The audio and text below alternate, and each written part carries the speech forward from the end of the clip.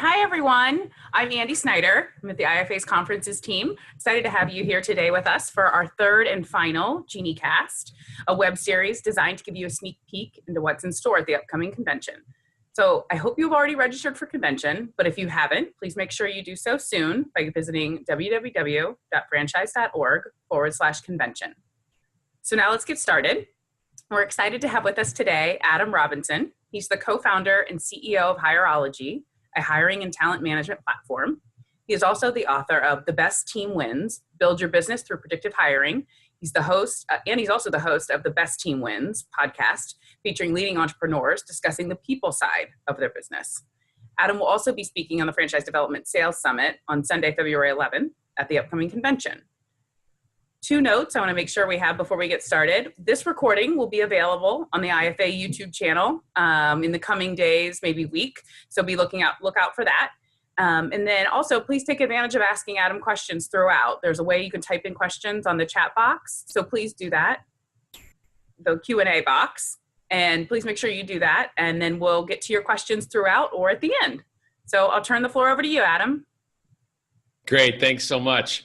It's great to be here with everybody today. Thanks for joining this podcast. Today we're talking about the science of franchisee selection. And you may be asking yourself, what is someone who's focused on the employee side of the business doing talking about franchisee selection?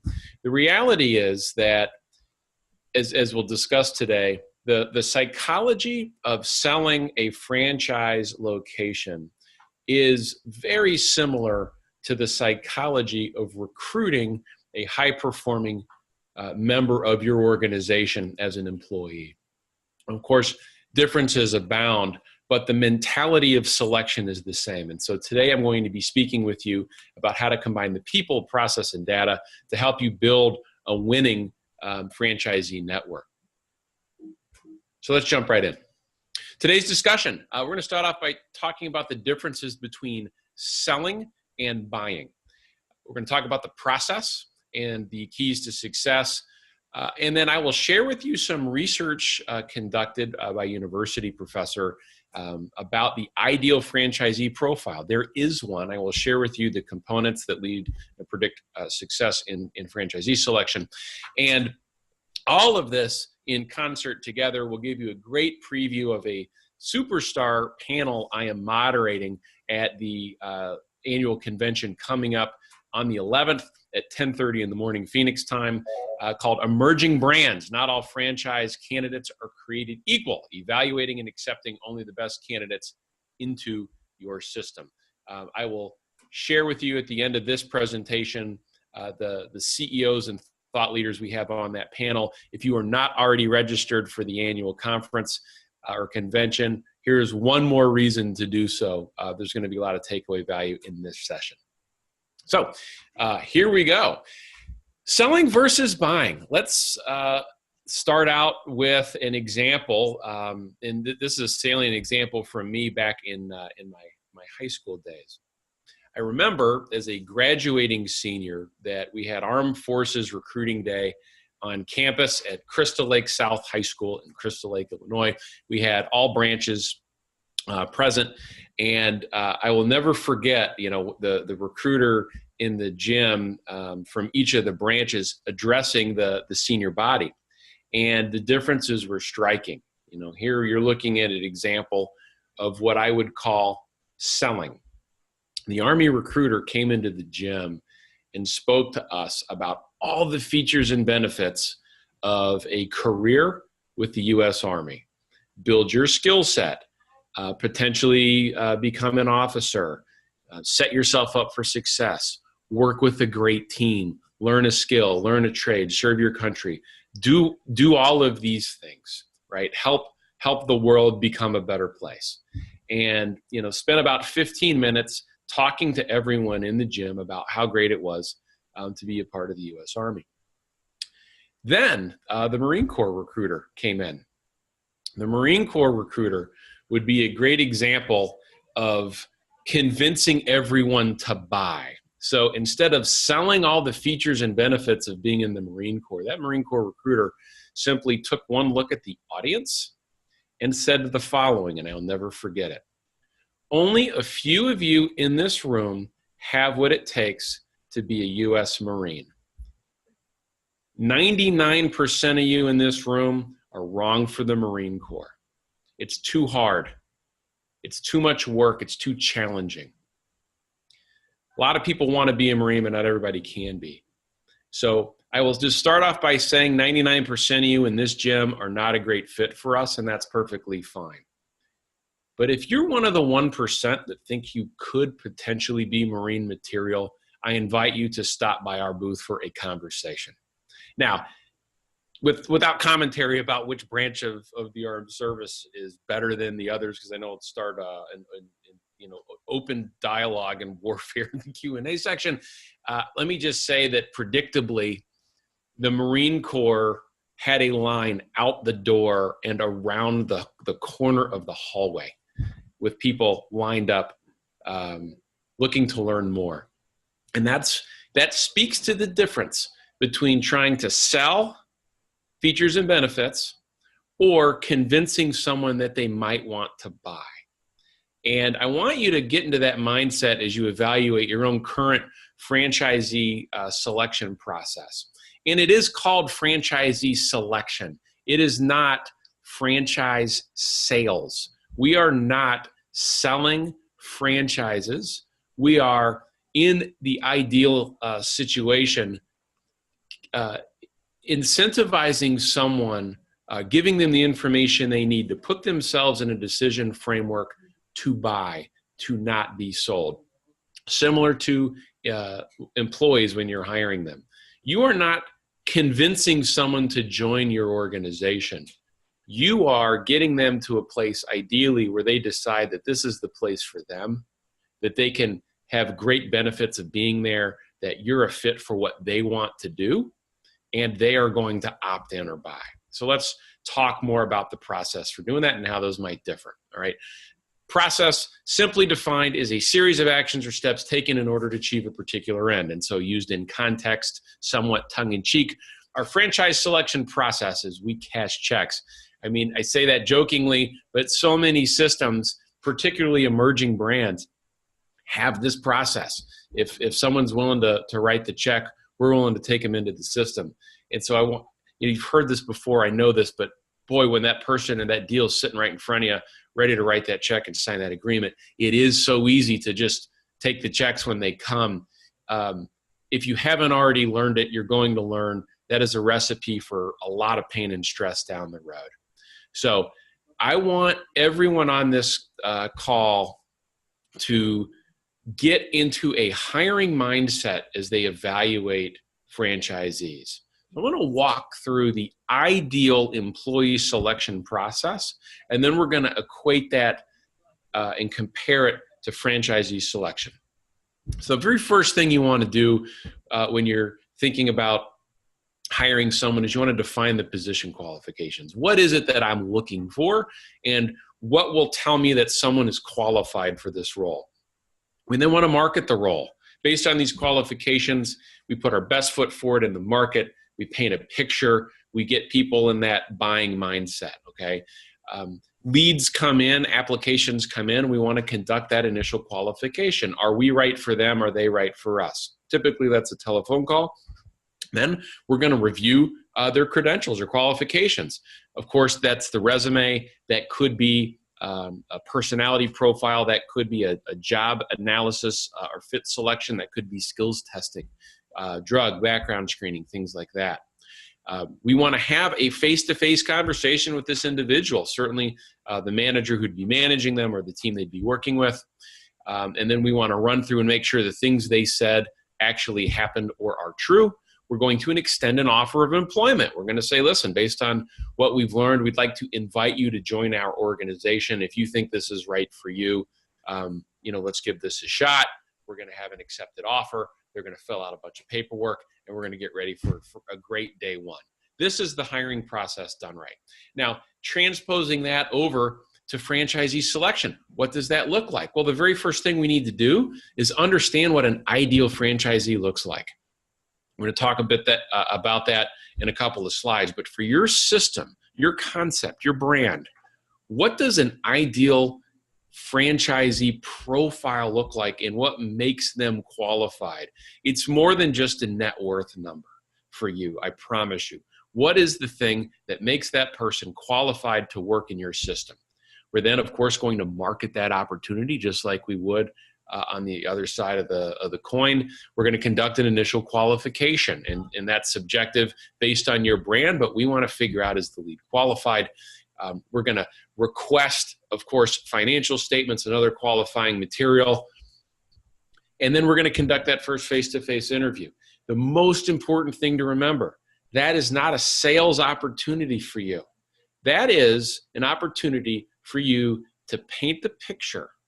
Not that you're selling partnerships, right? You're not selling somebody to be their own boss, right? That sets you up for pain down the road. You are presenting them information, you're understanding their needs, and you are giving them what they need to determine whether or not for them your concept is a good fit. I can't stress that enough. We are not selling them on signing over a franchise fee and becoming a partner. We are identifying their drivers, their motivations, their goals, their dreams, their fears, and we're presenting information to them so that they can make a decision about whether or not it's for them. They are opting in. Then we're, of course, running through all the validations, and we are approving and granting the franchise license, right? Then agreement signed, fees paid. We're doing all the onboarding and training required, and we're getting ready for a successful open. Does that feel like a lot? Of course it does. But if you do not have a process that is predictable, repeatable, and scalable, you are absolutely going to have a random result at the end of the process. Sometimes you get lucky. Sometimes you get the wrong person. If it's about the franchise fees, more often than not, you're going to get yourself into trouble bringing the wrong person into your system. Let's take a look at what the research says. Professor Laurel Frazier at Griffith University looked at the causes of franchisee failure, right? And so they interviewed all the stakeholders involved over this study, and I'm going to read from you what she found. While franchisees and franchisors held different perceptions on the importance of such things such as support services, franchise fees, and communication, everyone agreed that inadequate selection procedures were a major factor behind the failures. The study found that franchisors often chose unsuitable franchisees due, number one, to lack of suitable selection procedures and criteria, enabling entry for candidates who were unprepared, undercapitalized, and unsuited temperamentally, right, the wrong mindset, or who had unrealistic expectations of what running a business was really like. Again, unprepared, yes, undercapitalized, but that's the easy one, right? That's a balance sheet. Unsuited temperamentally, or who had unrealistic expectations.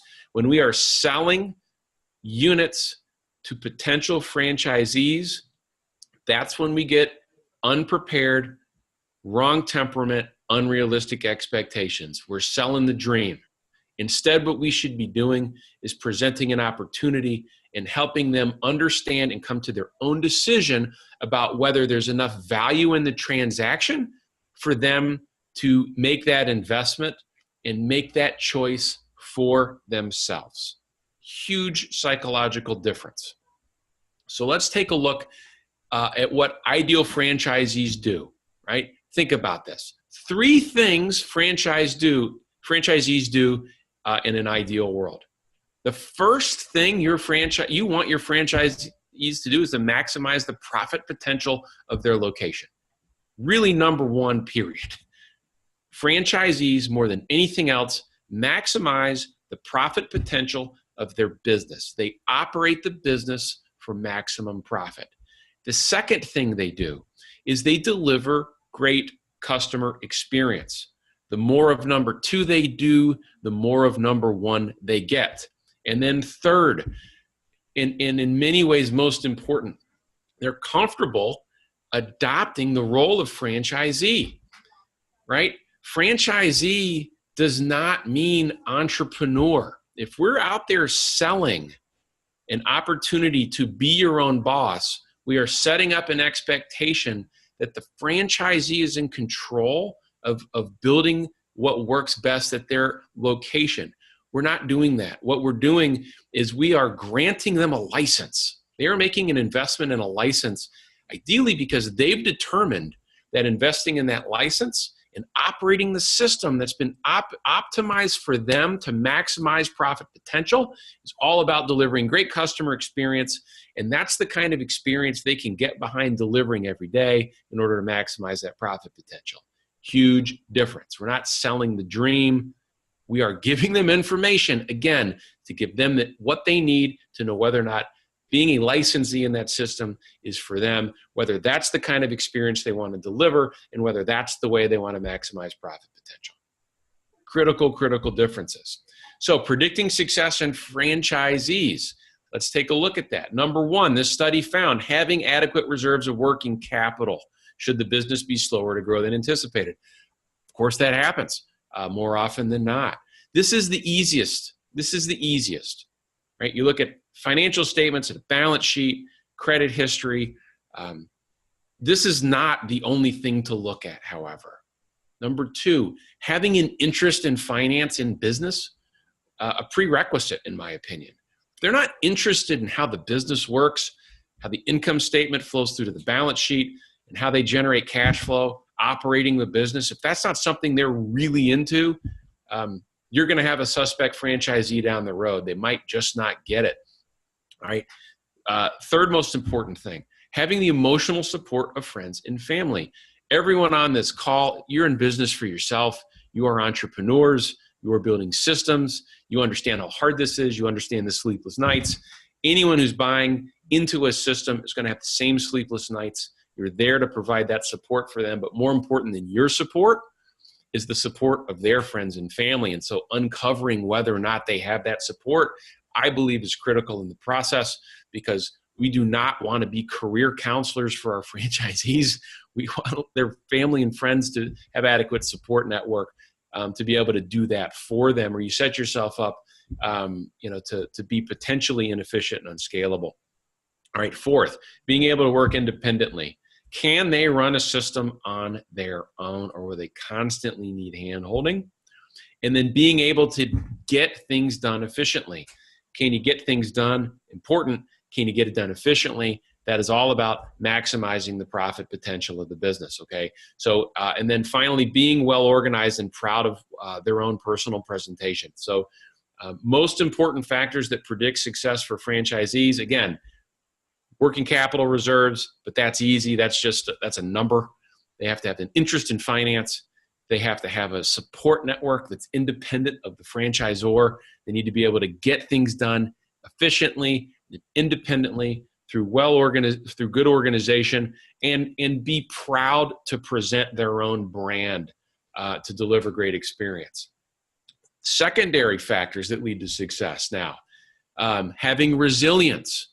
Of course, being comfortable selling to people. At the end of the day, we are hiring people who need to be able to run a business, to drive great customer experience and maximize profit potential. They have to be comfortable in sales. Franchisees are in sales roles to organize and motivate others to get things done. So unless you are in a system where it's a solopreneur operator model, then this person is going to need to hire people. Can your franchisees identify great talent and bring them on and keep them? Can they train and motivate? That's huge. You don't want that franchisee burning out. Having belief in themselves, that their own actions are going to lead to results. In psychology, we call that the locus of control. Does this person believe that the things that happen in their life directly lead to benefit?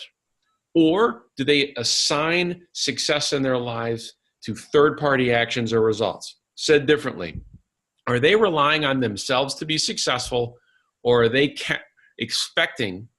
counting on or expecting you, the franchisor, to deliver that success for them in a box all neatly wrapped up with a bow? course, that never happens. You know that. But if you're out there selling systems as completely turnkey and anything goes wrong, just understand you've set up that expectation. This isn't turnkey. We have a problem, right? It's all about them believing that they can be successful, working efficiently as part of a group. There is a group dynamic in the franchisee network. Is this person going to be a positive contributor to the group, or is this person going to throw flame every time you get together and complain about everything? That's something you want to vet up front. Someone who's maximizing profit potential and improving that customer experience simply must be interested and attracted to continuous improvement. It is absolutely critical for your franchisees to understand that they are purchasing a license. They're going to operate that business to deliver a great customer experience. Through delivering great customer experience through a system you have perfected, they are going to generate profit, and their job is to operate that system to generate maximum profit. Their job is not invent their own systems. Their job is not go off the reservation and do what they think is the one better way to do it. Their job is to operate the system that they have licensed. Very, very critical. That begins up front in the selection process. So some key insights before we jump to Q&A here. Number one, great franchisees aren't co-opted in. They're opted in. On our panel at the convention, you are going to hear from leaders who have been in this seat, who have made all these mistakes.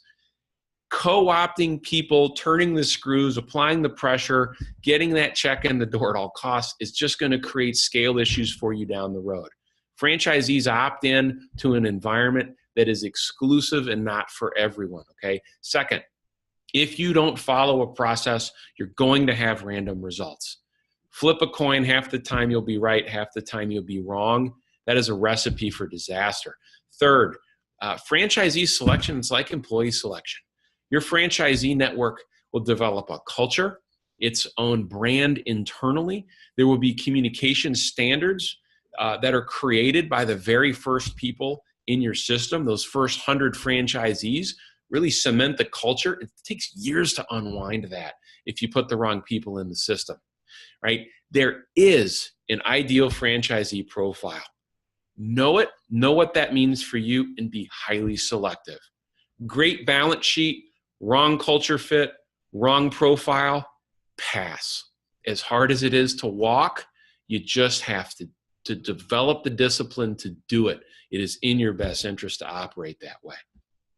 So I want all of you to consider joining us at the annual convention on February 11th. We've got these thought leaders talking about franchise candidates and sharing their experiences and best practices from years of doing this. Brian Miller of Patrice and Associates, Byron Stevens of Marco's Pizza, and Ashley Morris, formerly of Capriati Sandwich Shop, are going to be talking about their secrets to success and how they've done this for decades to scale these brands that are known and respected in the business.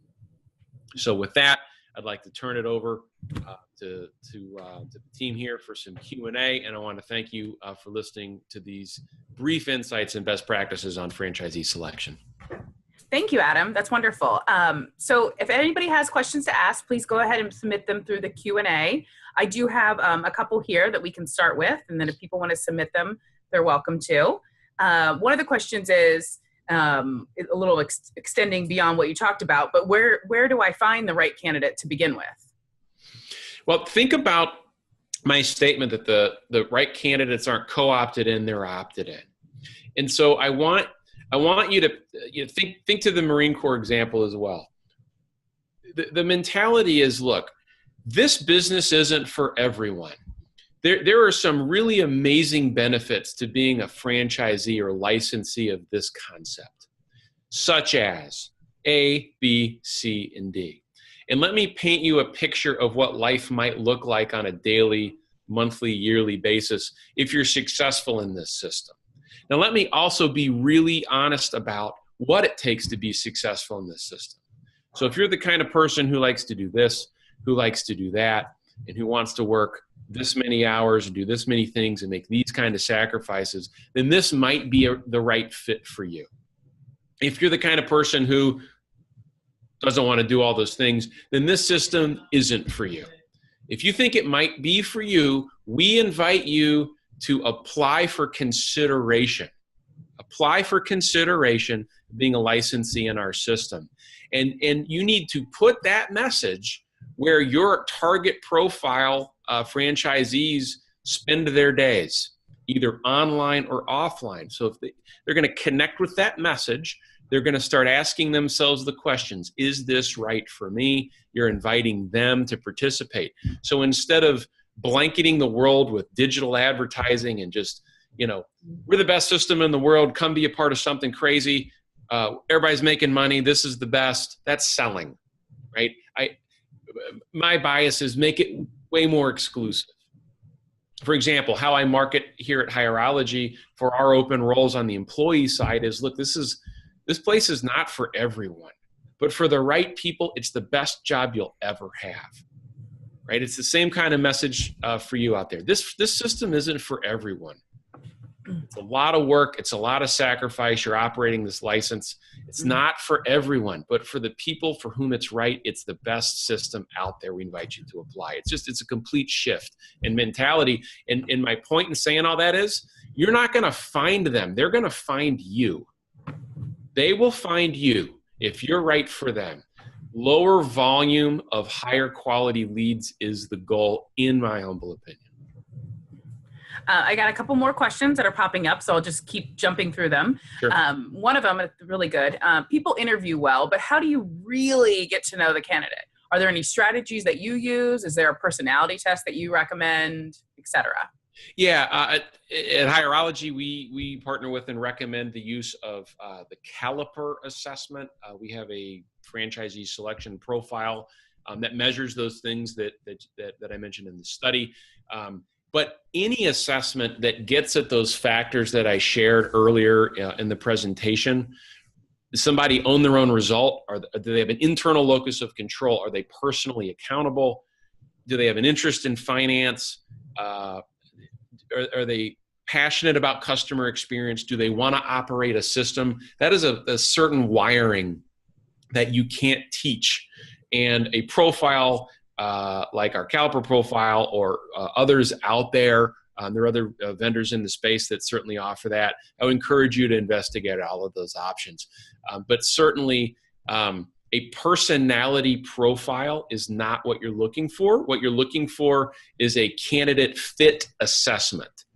So using a personality profile like DISC as an example, to use a widely used example, a DISC profile will tell you that Adam is an optimist. Adam thinks he can be a franchisee, but it doesn't tell you that Adam can be successful in this system with these requirements. It just tells you that I think I can. Well, everyone thinks they can until they can't. You want to find out, can they do it or not? A fit assessment administered the right way will give you an edge in your selection process. Great. Another one just popped up. So any tips on how to get positive validation from existing franchisees that may worry about encroachment in their areas? Great question. So I can't speak to the sensitivities in your particular system about territory assignment and encroachment and things like that. This, at the highest level, speaks to the expectations that you're setting up front in the licensing process. So if you're promising someone that they'll never be encroached on, and you're selling that to them as a benefit, and then you decide to start splitting territories that are underdeveloped later, when you realize that promising not to encroach has limited your growth because you're out of territories to sell, what do you think's going to happen? Hey, you said that I had protected territories, right? You sold that to me. Versus our vision for this system is to be the biggest, the best XYZ operator. And that may mean someday you may be competing against a fellow franchisee. Our goal is to just make this widely available. And trust me, if we get there, it means that we've been really successful together. But just know that that is one thing we may do someday, in full disclosure. If that worries you, this system's not for you. but we aspire to be really big and to fully saturate this market over the next 20 years. And if that excites you, then let's keep talking. That's an example of how to do that. The other part of your question was validation. On the employee selection side, we call that meet the team. We don't prep our employees to say good or bad things in those sessions, just like I wouldn't think you would really want to prep franchisees to only say good or bad things. What I would want to do is I would want to give them 2 or 3 franchisees that are killing it, doing everything right, really happy, and 2 or 3 franchisees that are struggling, so that they can get a full spectrum picture on what's working and what's not working. And just be transparent. Because what you want to avoid is that person coming back to you and said, hey, why am I the only person that seems like this isn't working? You want to get that ugly out there up front, and so that they're opting in to go and look, I acknowledge the risks. I acknowledge that, these 3 or 4 operators are having a hard time. I think I can, I think I can make it happen. I acknowledge those risks, and I'm going to do it anyway. I'm still going to opt in. Full disclosure, both sides of the spectrum, very, very important to set proper expectations. So long answer to your question, but that's my take. Yeah. Thank you. And another one, a little more of an extension too, is, are there special things that you recommend looking for in a store manager when it comes to hiring that? I mean, how do you go about selecting that position? 2 things store managers do. Number 1, most important thing is they generate positive activity and results through the work of other people. Store managers don't do stuff. Store managers manage people who do stuff. And so the very first thing I want my store manager or location manager to do is get really excited about achieving success through the work of others. If this person doesn't get personal benefit or pleasure from seeing other people do well and be successful, if they're threatened by other people doing well, they're not going to be a great manager in the grand scheme of things. So number 1, is this a great people person? Do they have the ability to hire and retain great people? That's big. And then second, can they run a playbook? Have they done, if they've never done it before, I want my manager to have come up through the ranks so I know them. If I'm hiring from the outside, I want to know that they've done it before. But people that can operate a system but can't keep good people are really going to cost you money. Great. Thank you very much. Thank you. That actually is the last of the questions that have come through. So if we want, we can wrap it up here. If you have a couple other things you want to kind of do in closing, up to you, Adam. Yeah, I just want to say thank you, everybody, for tuning in. I hope we are taking away a couple of key thoughts as we prepare for Phoenix. Again, number 1, it's a mindset. You are not selling deals. You are getting people to buy them based on what they're looking for. They're not being co-opted in. They're opting in. Following a process to find that ideal franchisee is the way to do it. If you're listening and don't yet have that written down and followed by all in your franchise development team, make sure, or if that's you, make sure you're doing that. Great. I did actually get one more question. Do you mind if I ask you one more? Okay. Somebody said we use automated marketing, texting and phone calls for leads. Mm-hmm. Where do you draw the line between opting in and trying too hard to get in touch with people? 1 attempt, 3 attempts? So here's what my take on that. It's a marketing funnel, all right? So envision a funnel. At the top of the funnel, I want to open that funnel up as wide as I can to get as many people in. And then I've got some automated qualification. Mm-hmm. I want as few people as possible coming through, and I'm only qualified. So this is where you're going to be A/B testing your own process. But look, if I've called someone 3 times and they're not getting in touch with me, maybe I can beat them over the head to have a call with me, and I can push them through a funnel. But I would ask myself the question, this person was really passionate about what we're doing. Should I be using hard sell sales and marketing techniques to pull them through? Or are they going to walk through the funnel themselves? Fight the urge to continue pushing people. I know it's counterintuitive. People think, well, nobody'd ever make any decisions if we didn't get them to make decisions. There is a middle ground between hounding people or not, and it's going to be different for everyone in every system. Just know that if you're chasing them, something's up. Yeah. Thank you. Thank you very much. So I guess we'll wrap up here. Thank you very much, Adam. This was a wonderful Genie cast. Thanks to everybody for participating in our third and final. You guys will get a evaluation here soon. Please fill it out. Let us know what you did like, obviously, about the cast. And reminder, Adam will be speaking at the summit on Sunday, February 11th at convention. So please register if you haven't done so already. Thank you, everybody.